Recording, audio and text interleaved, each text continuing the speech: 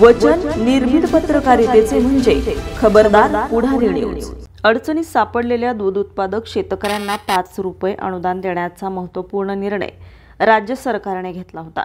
निर्णयाची प्रभावी अंमलबजावणी झाल्यामुळे जिल्ह्यातील 76,548 शेतकऱ्यांना 61 कोटी रुपयाचं अनुदान होऊ शकलं।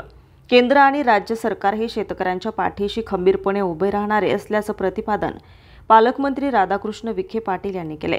मंत्री विखे पाटील यांनी श्रीगोंदा, पारनेर या तालुक्यामध्ये शेतकऱ्यांशी संवाद साधला। विविध ठिकाणी झालेल्या बैठकांमधून त्यांनी केंद्र आणि राज्य सरकारच्या योजनांची माहिती दिली। पंतप्रधान नरेंद्र मोदी यांच्या नेतृत्वाखाली सर्वसामान्य माणसांच्या हिताचे निर्णय होत आहेत। देश आज विविध क्षेत्रात प्रगती करत असून देश महाशक्ती बनण्याच्या दिशेने वाटचाल करत असल्याचं त्यांनी सांगितलं आहे। राज्य सरकारने शेतकऱ्यांच्या पाठीशी खंबीरपणे उभे राहण्याची भूमिका नेहमीच घेतली।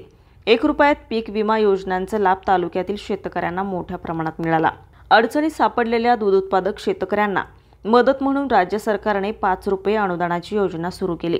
आज जिल्ह्यातील बहुसंख्य शेतकऱ्यांच्या खात्यात अनुदान वर्ग झालं असून सर्व शेतकऱ्यांना या अनुदान योजनेचा लाभ मिळतोय। जिल्ह्यातील तरुणांसाठी रोजगाराच्या संधी उपलब्ध करून देण्यासाठी अनेक उद्योजक आता जिल्ह्यामध्ये येण्यास इच्छुक असून नामवंत कंपन्या येणार असल्यामुळे तरुणांचीही संधी मिळणार आहे। जिल्ह्यातील तरुणांसाठी रोजगाराच्या संधी उपलब्ध करून देण्यासाठी अनेक उद्योजक आता जिल्ह्यात येण्यास इच्छुक असून नामवंत कंपन्या येणार असल्यामुळे तरुणांना ही संधी मिळेल। यापूर्वी धाक दडपशाहीमुळे चांगले उद्योग जिल्ह्यातून निघून गेले। ही परिस्थिती आपल्याला बदलायची असेल तर उद्योजकांच्या पाठीशी उभा राहणारा खासदार निवडून द्यावा लागेल। देशात पुन्हा पंतप्रधान नरेंद्र मोदी यांच्या नेतृत्वामध्ये सरकार येणार असल्यामुळे जिल्ह्याच्या विकासाला चांगले पाठबळ मिळेल असा विश्वास त्यांनी व्यक्त केला आहे।